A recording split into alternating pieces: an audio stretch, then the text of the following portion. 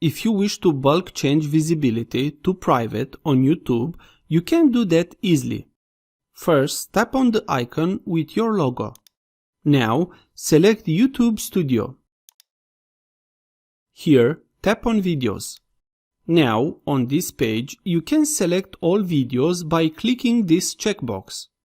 Or you can choose what videos you want to make it private.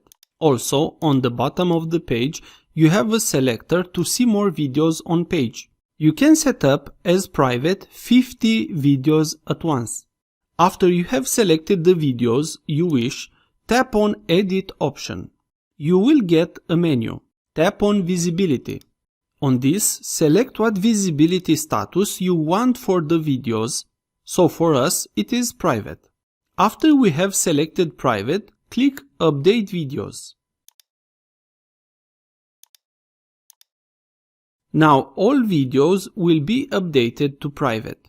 If this was useful, please like, share and subscribe. Also, if you have any questions, please ask them in the comments area below.